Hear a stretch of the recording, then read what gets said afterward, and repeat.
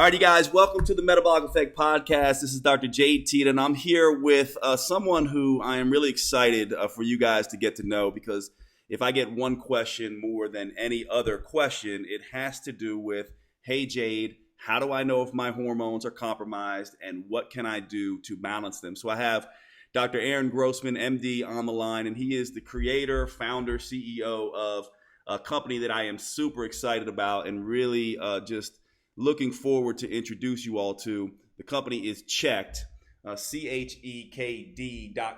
Checked.com.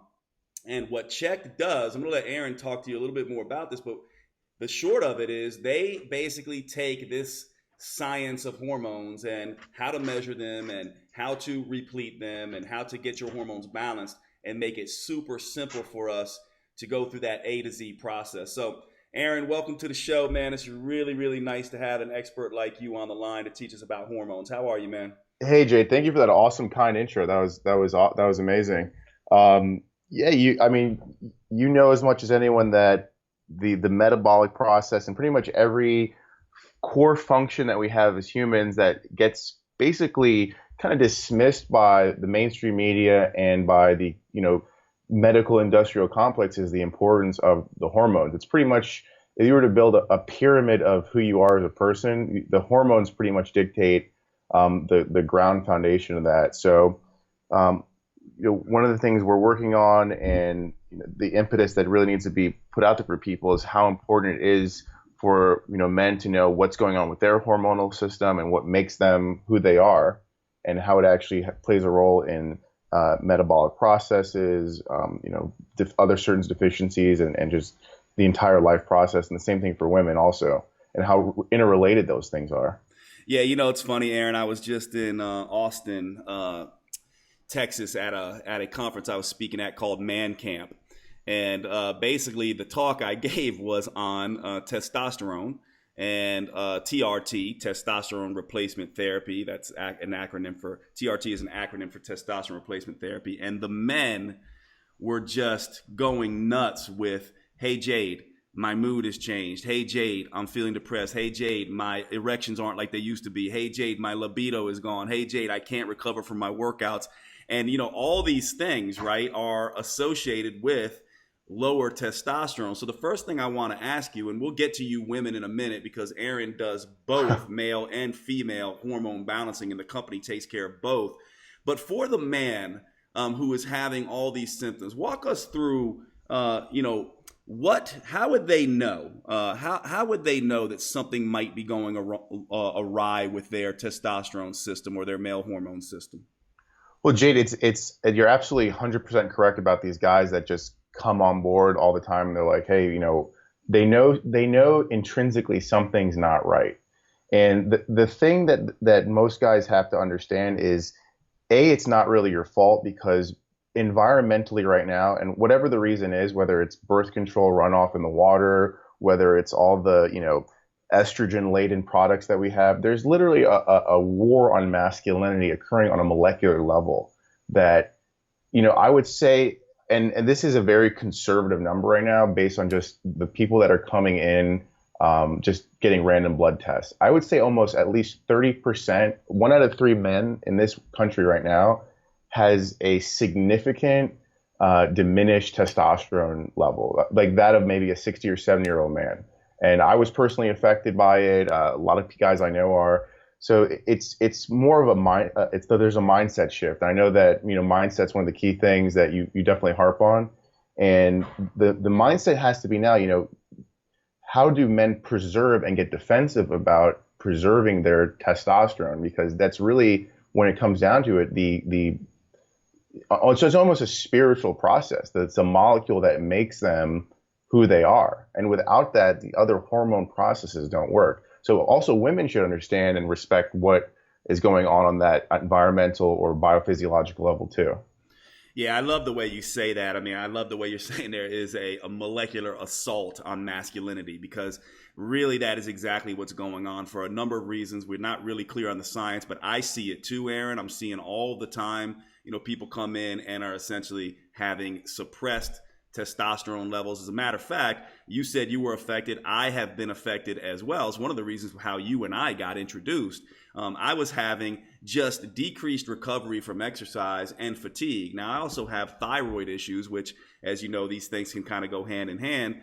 And I had no other issues, though. So I had no idea. I got my testosterone levels checked. They were 150, which is, Aaron will tell you, it's basically like, I'm basically a, pre-adolescent boy. It's the levels are so low, and they were functioning me, causing dysfunction on such a global level for me. And once I began to, sort of fix that, everything changed, everything turned around, and it made such a huge difference. I know a lot of my friends are working directly with you and are essentially feeling like, wow, I'm feeling like a man again. I'm feeling strong. I'm feeling empowered. And it's the cool thing about this is that for you guys listening, if you want to know the essence of testosterone, it's sort of like the winning hormone. It's the thing that makes us men driven to win, driven to be successful, driven to get in the gym, driven to, sort of do our job as men. And so if you're listening to me and Aaron talk and you're sort of in this place where you're like, wow, I just feel this sort of overall depressed vitality, you're going to want to get this checked out. So I guess the next question then that I would ask, and I know is on everyone's mind, is, Aaron, how do we test this? What should we be testing? What's the process? Well, the full process really is, and I didn't fully answer your last question, and I'll segue was, for men in particular, if you're feeling these symptoms like this where you're very anhedonic, that you're not waking up with erections. That's one of the first things that happens. If you have a general, just a brain fog, the mental component is so much more strong than the physical component, because the mental can dictate what's going on physically. And that's the first thing these guys notice when they start the therapy, is that the mental aspect, they have their brains back. So honestly, everyone, you go to your doctor and you get your CBC and CMP. So what you should know is, here's the thing. We get a lot of these guys that are, CEOs, and they want to have the drive, and you ask these guys that, they goes to these functions, I know something's off. I want to know what, how more about TRT. These guys will tell you, they know to the penny how much is in their bank account. They know what's in their portfolio. They'll tell you, what the lead is on Clinton versus Trump, right? They don't know what their testosterone levels are. You have to know what your baseline testosterone, direct and free, what your estradiol levels are, and certain other hormones. I mean, that's just a base thing. You should be getting that at every opportunity you get. And the problem is the medical community, and you see this firsthand, is these doctors are not trained. We are not trained in medical school to put any premium whatsoever on male healthcare issues. And why should we? Because if the entire industry is based on the bottom line, the pharmaceutical industrial complex doesn't care about male issues because they can't bill for it. Because the creams and gels that they use, those are the only things they have patents on. The only things that really work are the injectable medications, which can be compounded. They're generic, basically. So there's no money in it. There's no money in treating men.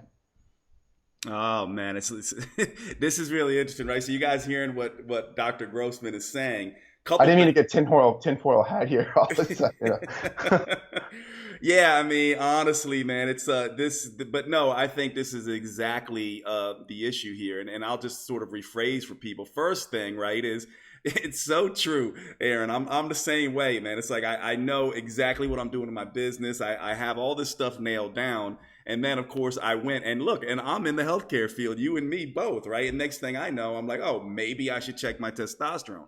Guys, this has to be first on your list. And among other things, Dr. Grossman is telling you, definitely get total testosterone, free testosterone, and then estradiol levels as well, among other things that he runs through his panels at checked.com. But the other thing here is that don't rely on your physician to do this for you. You're going to have to be sort of your own advocate. And that's why I love what you're doing, Aaron. So I guess that the thing then would be is like, all right, so you opened up a few things here and that I know are near and dear to your heart and why you're doing what you're doing. Tell us about why some of the creams and supplements and herbs and all that stuff may not be the way people want to start, or may not, even if they do start there, may not be getting them the results. What should they be doing now? So let's say they've gotten their test back and they've shown some issues, lowered testosterone. Where would you begin to recommend they start? Sure, that's a great question.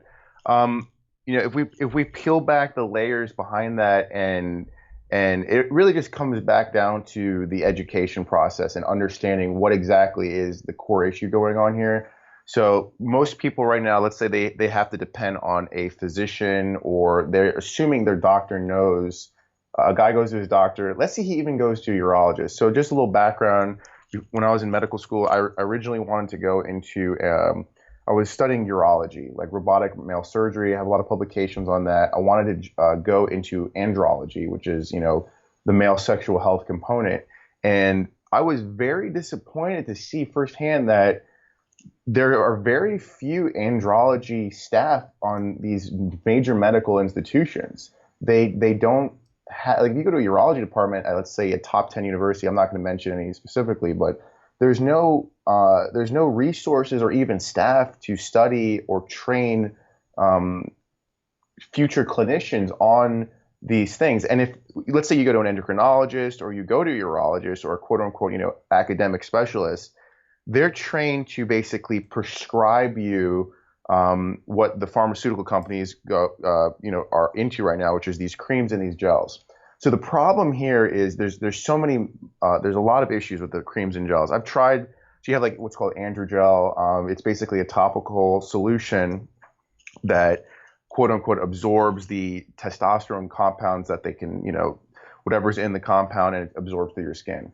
So there's no way for you to know specifically how much you're absorbing. The skin is probably one of the worst means for the transmission of the testosterone. And then you have to think, how are you going to be dosing this for each individual person based on the amount of skin, how much testosterone is getting released into the environment. If you have women or children around that you live with, they can absorb some of that, and there can be significant issues with that.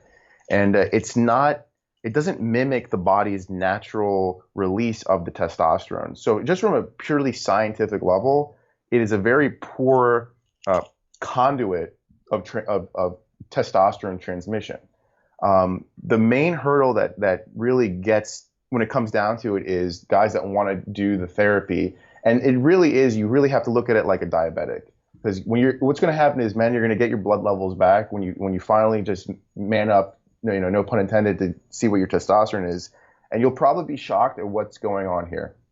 So you'll probably, if you're over the age of 30, you'll probably see a sub 500 level. Now, when you go to your doctor's office, right, and you go to LabCorp, Quest Diagnostics, and the best book, by the way, I have to interject here real quick, the best information and guidebook on this is by the name, an author by the name of Jay Campbell, really awesome guy. It's the #1 book on Amazon. Every guy should go to trtrevolution.com/PDF.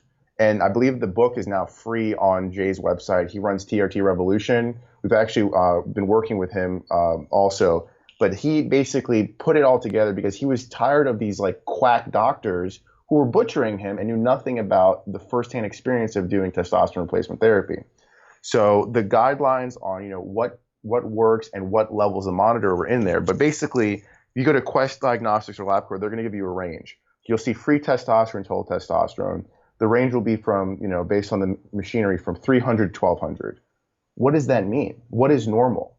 So, for instance, you had a 100 something. Mine was, low 300s.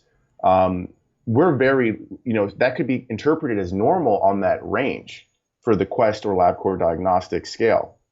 That also can mean, based on your age, if you had that test at 29 years old, like I did, that you had the testosterone of the average, 70-year-old. That's not normal, but your doctor is going to be able to interpret that as, oh, you're fine. This is a normal aging process. Not for you. That shouldn't be normal. I don't want to be normal or below, average for a 7-year-old. I want to be fully optimized.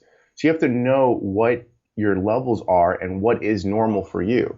And I think anything lower than 500 with clinical symptoms of lack of erections, with any kind of diminished, concentration lethargy, that's a clinical symptomatology for a diagnosis based on the ICD-10 and 9 codes that the medical industry uses as clinical testicular dysfunction or primary hypogonadism. And you can code that. That's the game. Yeah, that's really interesting. So you guys are hearing what he's saying. I'll just repeat it because he's coming up with very important things you're going to want to remember. So sub 500, pretty much on any lab, is something that it looks like we all us men need to be concerned about. Now, how does the free testosterone fit into that? So let's say we get I'm right at 500 and my free testosterone is normal, but low normal. Are you concerned with that, or are you looking at just total? What does the free testosterone tell us? So this is the part where, and that's also a great question, where you have to really have someone that either has the direct experience with this kind of therapy or understands to put the whole picture together. Because let's say you're blessed enough to have a physician that you go in there, your insurance covers it, which is a whole nother thing alone that God bless you if you have all these stars aligning for you. But let's say you get your free testosterone, your total testosterone, your direct testosterone. So your total testosterone is basically just going to tell you how much testosterone is floating around in your system right now. Now, does that mean what's available, what's bioavailable? Then we have the direct. Direct is, what is freely bioavailable. Now, there's a whole nother context of tests that we need to look at to see what is the bigger picture. Because sometimes you'll have, let's say, a guy that comes in with a 600 or 700, and he's having these terrible clinical symptomatology going on. But you look at his direct, and he has very little bioavailable testosterone. Let's say I think it's between 8.8 and 19 is the range. So he'll come back with like a 6 or even like an 8. So you're seeing that there's not much bioavailable testosterone. Now, why is that? Now there's other tests that we have to actually look at to see what's going on. So you'll have what's called sex hormone binding globulin, SHBG. You can look at the albumin. So the way the testosterone molecule works, it's a very interesting compound. So it can get bound to other proteins. The liver will make these proteins called SHBG, like I mentioned, sex hormone binding globulin. It is it's an irreversible binding process. There are drugs that can basically unbind it, but you have to assume once testosterone binds to SHBG, it's going to bind so tightly to it that it's not going to release it. So you might as well just assume it's not bioavailable. Whereas albumin, which is another protein carrier molecule that can carry the testosterone to the various androgen receptors in your body for it to actually activate, it can release the testosterone. So then you have to look at, all right, what is now of the testosterone I have floating out there, what is actually being used? And then you have to look at, estrogen levels, what's blocking that. There's a whole litany of things that can diminish the effects of what you do have available. Yeah, and Aaron, correct me if I'm wrong here, but one interesting thing about steroid hormone binding globulin, this irreversible process, is those with insulin resistance will have this steroid hormone binding globulin at higher levels, and that's one of the reasons why you have these overweight men who are insulin resistant, who are dealing with low testosterone levels, partly because of this SHBG. It's one of the things that I measure as well when sort of I do my lab reports on men as well. So I really love the way you're breaking that down. So essentially now we have, get the total testosterone done. You got to look at the free testosterone levels. And then we have these other sort of proteins that the testosterone can bind to, some of them irreversibly. So you got albumin and steroid hormone binding globulin. Then you also have this aromatase that can occur where testosterone is made into estrogen, which a man does not want either. And these are a lot for most doctors don't have the education to do this and to understand this. And so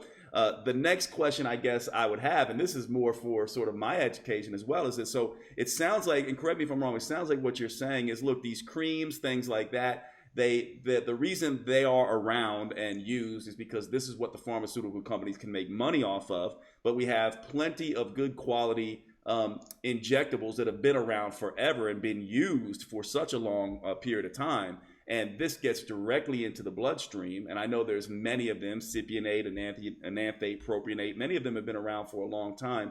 which ones are your favorites? Which ones do you recommend? And what are the differences really between sort of the enanthate, propionate, cypionate, these kinds of things? I know it changes the half-life and the binding and things like that, but what should we be thinking about as men in terms of replacing? Absolutely. Going back to the front end of that, so I mean, you mentioned something that I forgot to add to that, and that's so important for men to realize is, the adipose tissue and the SHBG component, right? So you have this circuitous. It gets even harder for most men because let's say they have this limited reserve of testosterone, the SHBG is carrying it away, and they have all this fat tissue. The excess fat tissue you guys are carrying around has a chemical in there that Jay just talked about, an enzyme called aromatase, and it's literally just going to take the testosterone you have and suck it up and convert it into estrogen and give you, gynecomastia. It's going to give you breast tissue. It's going to basically feminize you even more. So the testosterone floating around you is going to actually be used against you more so if you're not using it properly, or let's say you even go in testosterone therapy and you don't have the right agents to block that enzymatic process. You're actually going to create a higher estrogen environment and feminize yourself even more so. So it's a very interesting process. So there's different. The problem with some of those creams and gels is they have different interactions with DHT receptors. So they can actually, there's another molecule here, there's another a process called DHT, dihydrotestosterone. And, when people hear about hair loss and they hear about the sexual, these are the secondary sex characteristics. So when you are pubescent, your DHT is what it causes the secondary sex growth. So genital growth, axillary hair growth under your arms, facial hair, voice deepening. These are more DHT modulated. Actually, the way to tell, little note to see how much, everyone, a little side note about people worry about penis size, right?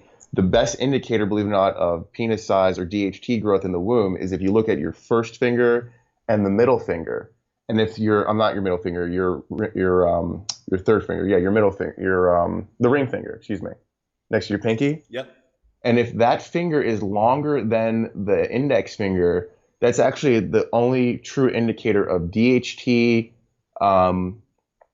presence in the womb. So that means that a high amount of DHT was, produced in utero, and that's, means you might have a higher rate of hair loss growth or have higher secondary sex characteristics. Just a little aside. I love that, man. All of us guys are looking at our fingers now. Yeah, every guy right now is trying to look at his and every woman is going to look at her man and looking at his fingers as well. There's a little Easter egg over there. Love that, dude. Love that. But anyway, look, it's like the thing that's going on in the realm of insulin and diabetes right now, and some of the I was doing some consulting before I got into this space for a company that does some diabetic drugs, and they do some vaccinations. And the holy grail right now for diabetes research is they're trying to do transdermal insulin, or trying to carry in the molecule for insulin, and so diabetics don't have to inject it. You guys have to understand that the large size of these molecules, these are cholesterol bound. They're based on cholesterol. These are esters. These are huge molecules: testosterone, estrogen, these sex hormones. They are so large that they have to use certain types of equipment to look at it. They have to use certain types of chromatography when they do the analyte. That's why when you get labs done for this, it takes a couple extra days usually, because they have to use special equipment, these huge machines, to look at the diffraction of light through these molecules, because they're so huge. So just to say that that's going to get shuttled in via the skin is very disingenuous on the part of a lot of these companies.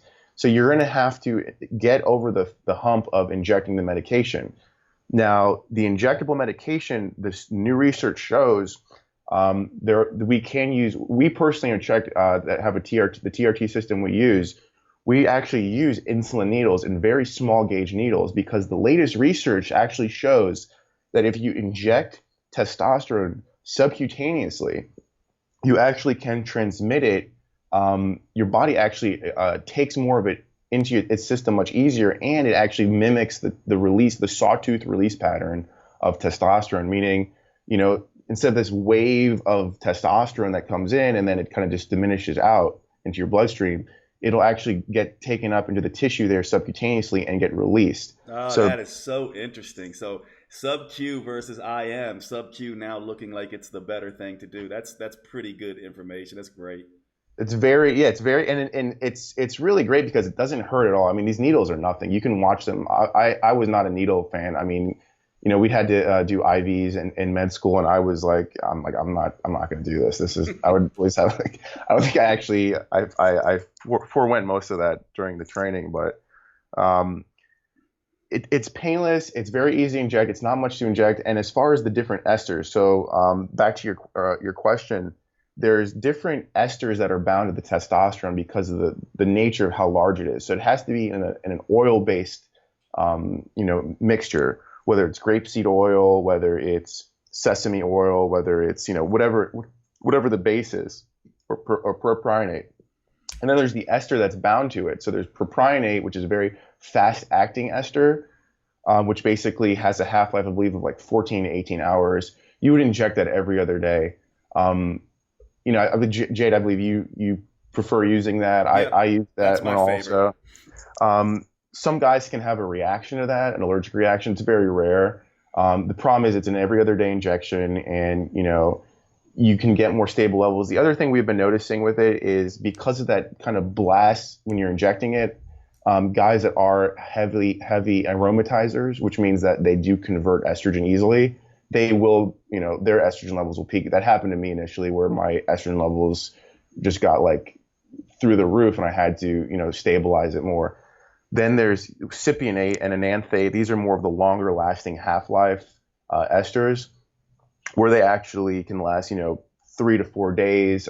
There's some blends that we've partnered with actually some really amazing pharmacies that use, 50-50 blends of enanthate and cypionate. So when you inject it, let's say you do a twice a week injection, you're having a very stable pattern and blood level of testosterone consistently. So there's no drop-offs, no estrogen peaks, things like that.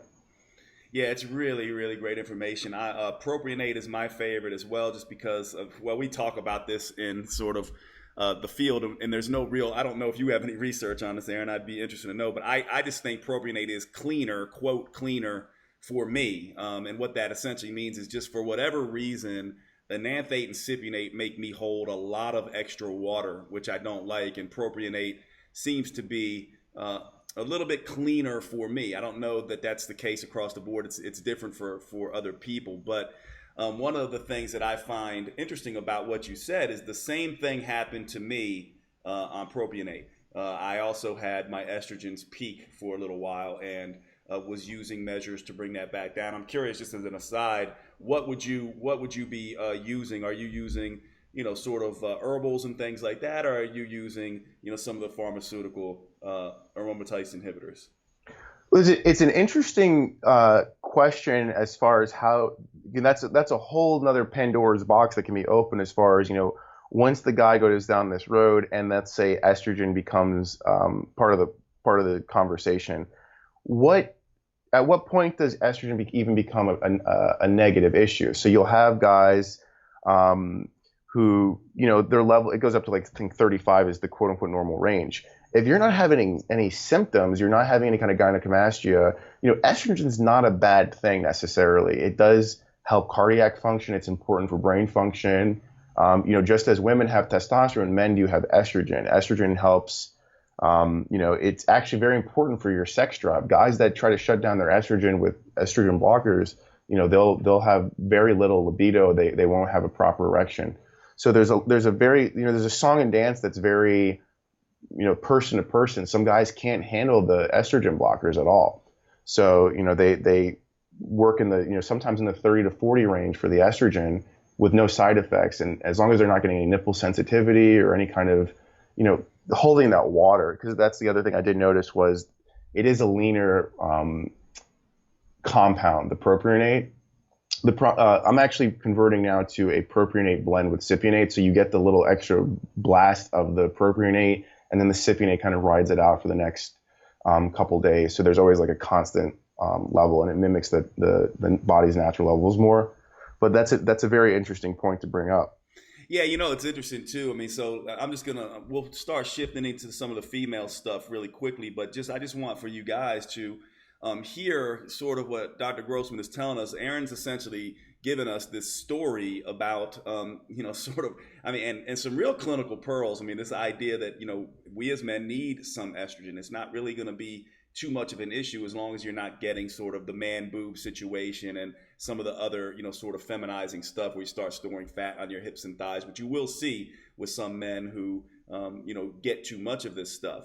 But when you think about this, you want to be thinking about getting the right things tested. So just as a review, and Aaron, jump in and correct me if I get any of this wrong, but Aaron told us get your total, get your free.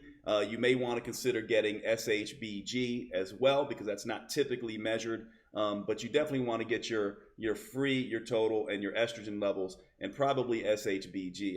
A number of 500 or less is something to potentially be concerned about. But even if you have normal levels in the 700, Aaron was telling us, but you're having symptoms of testosterone, that's why you need the free or the direct hormone as well to kind of tell you what might be going on there. And then we have sort of this offshoot of issues that pop up where we have aromatase, which converts testosterone to estrogen. We have another enzyme called 5-alpha reductase that can produce DHT, which can have some issues theoretically with male pattern baldness. And there's some things around that you're going to want somebody to be looking at this whole picture. Most physicians, I would say 99%, do not understand this whole pattern. And so when you're going to go down this road, you really want someone who's looking at all of this. This is what Dr. Grossman and his team do, that they're trained in. And so I wanted you guys to understand that it's not just as simple as, throwing on a cream or doing an injection. You really want someone to be able to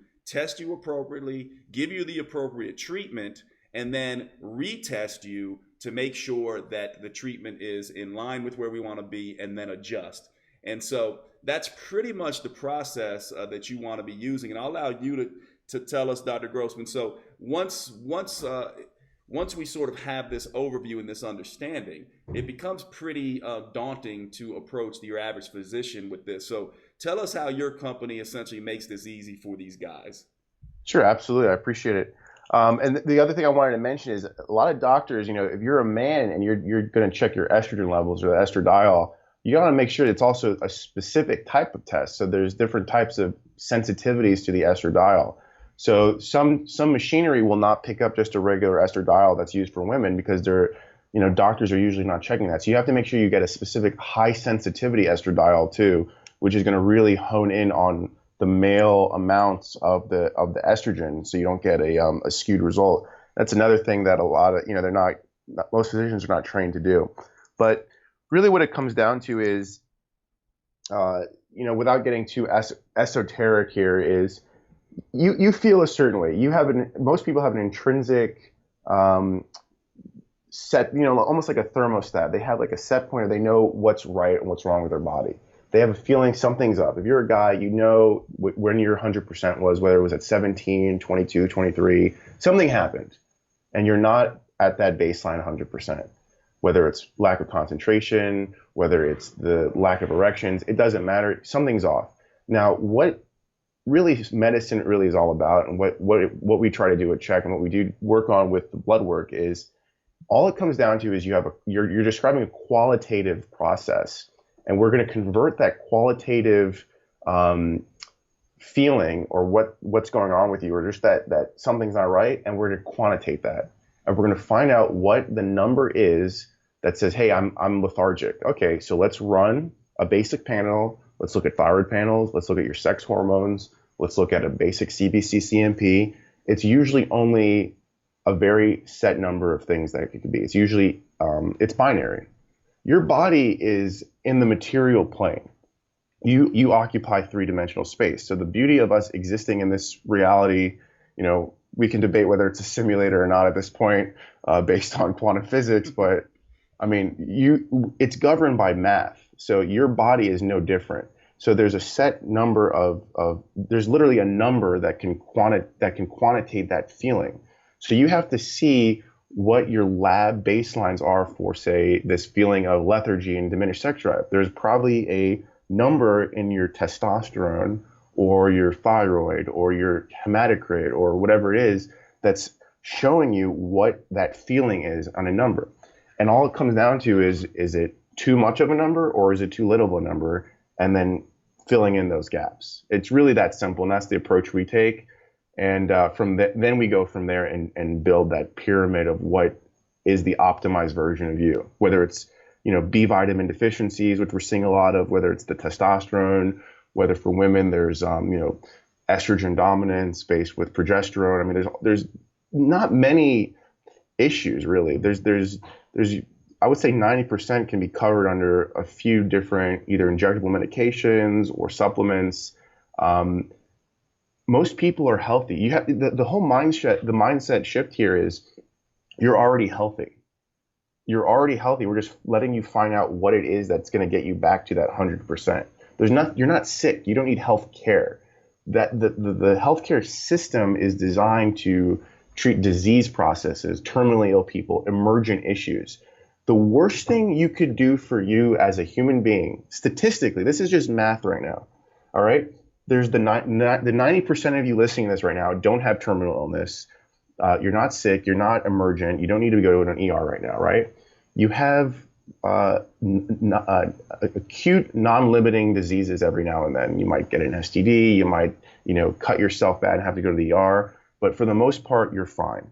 So the worst thing we could do statistically is have you enter this pyramid of the healthcare system, because iatrogenic disease that is caused by healthcare, caused by your doctor, caused by the system, is like the fourth or fifth leading cause of death in this country. So you are worse off going to that system for one of these issues than if you did nothing. So all we're trying to do is prevent you from entering that system and optimizing you from a preventative standpoint. Yeah, I love the way you said that, Aaron. It really is individualized. It is the best individualized and proactive healthcare you can have. It's basically direct to consumer and taking full control rather than having to get into the system where, unfortunately, most of the people don't understand this medicine. And here's the other thing I'd say.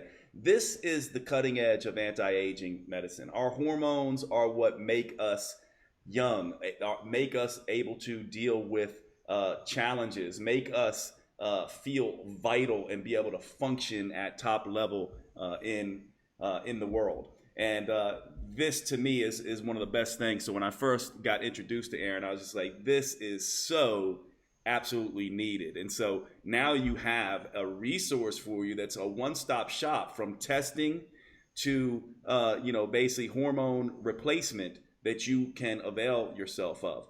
Now, here's what I want to do before we end, Aaron. I want to make sure the women, because I know they're going to be like, oh my God, this is amazing. What is the situation for women? And I think I already know this, but I'll let you describe it. It's essentially the same for you girls. It's essentially the same kind of process, basically going through, doing the initial testing, looking at what your numbers are, correlating it with what Dr. Grossman called sort of your current feeling. So you're taking that I love the way you put that sort of qualitative, subjective sort of feeling and matching it up with your current sort of more quantitative or exact numbers of your hormones, and then beginning to tweak those in a way that is individualized for you. And so I know a lot of women, whether you're young or going through menopause, stress is far more, in my personal opinion and my clinical experience, the female physiology, the female hormonal system is far more reactive to stress and sensitive to stress than the male physiology. And so because of that, you'll have many younger women,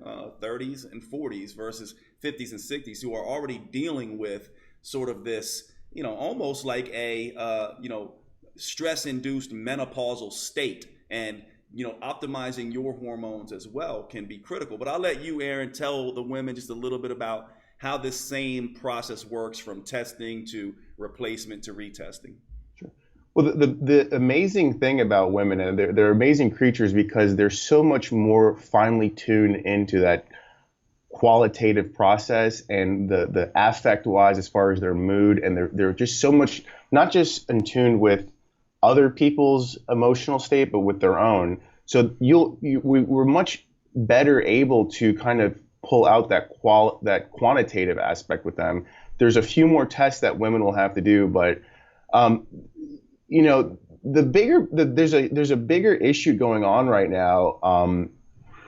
I think on a meta level that we're seeing, if you even look at the electoral process right now, we're going through this political process. There's literally some kind of polarity war going on within Western society right now between men and women. So you see it in the political process right now. You have basically this alpha-ish masculinity versus this kind of inverted feminized polarity. There's something is askew in the culture right now, and it's directly a result, I believe, of the biological process that's going on within most of us. So the men that have come on board for us for the hormone replacement, when their wives come on board also, there is a total shift in the dynamic because they are repolarizing themselves on a hormonal level. So women are actually somehow, even though there's more things for us to test and look at, they're much easier to treat because the feedback and a lot of the mood and the emotional processes, they're much more able to talk about them and relate to it. Whereas men, they get these things treated, and then all these other kind of underlying issues come out now, from that they can emotionally process these issues. Guys have to deal with things now that they have the energy to deal with it, they have to deal with it. And women they're made to deal with it, if that makes any sense. Yeah, it's interesting you say that. I feel the same way in my clinical practice. It always was, women were sort of, they seem more reactive on both sides of the equation to me when it comes to the hormone stuff. They feel their hormonal shifts more easily. They know they're in tune, probably because, when they're younger women, they're going through this cycle every single month. They also seem to react quicker in the healthier direction. I've seen the same thing, actually, and it's interesting you brought that up, whereas men oftentimes, it can be a little bit tough to get them back into balance, where women seem to be both reactive on both sides of the equation. That if they take a hit faster and they know something's wrong, they can feel something off, and they also sort of seem to rebound faster. And I do think what you're saying and speaking to is sort of this the difference just between the way women are sort of more in touch oftentimes than men. But, to me, what I would say to you guys and girls listening to this is that the whole point of this is that this is where the cutting edge in sort of anti-aging medicine, and, especially if you follow Metabolic Effect, that most of what we do is about also optimizing body composition. And these hormones have everything to do with that as well. And so checked.com. So it's www.chekd.com. For you women, you can go checked.com/women, and it will kind of take you to the women's profile there. And Aaron, you're just, man, a wealth of knowledge. I also love the way that you sort of get a little bit into the philosophical/spiritual along with the sort of hormonal and biochemical aspects of this. Anything else you want to leave us with that you think's important for everyone to kind of know about this topic in general and about your company? I appreciate those kind words, and I think the main thing that people need to focus on right now is there's a certain healthy form of selfishness that they need to be okay with. I think a lot of the men that we're seeing they're afraid of moving down this path is they're being trained to be so selfless and giving and giving and giving, and that giving is exhausting them on many levels. And for them to be the best provider that they can, or the best version of themselves, they need to put themselves first and their health first. And the same thing goes for women. If they want to be able to, be in the best supportive space that they can be for their family or the people in their lives, you need to be at 100%. You're not only just hurting yourself, you're hurting those around you, because look around us right now. That's probably why this place is so messed up right now, because people are not healing themselves. So what I'd love to do is we could figure out the code and we could put together the specific panel Jade, that works best with what you want to go after, and we could send the link to everyone also. I'd love to do something like that. Oh, that'd be great, man. I think the Metabolic Effect community would love that. And so you guys who are listening to this, I'll get with Aaron and we'll kind of make sure we get a code for you so that when you go and get the panel on check.com, you can, or get in touch with them, you can basically use this code and be able to see what we're recommending. Aaron, my friend, really great to catch up with you. Thank you so much for taking time out of your busy schedule to talk with the Metabolic Effect community. And I will see you next time, my friend. Thanks so much.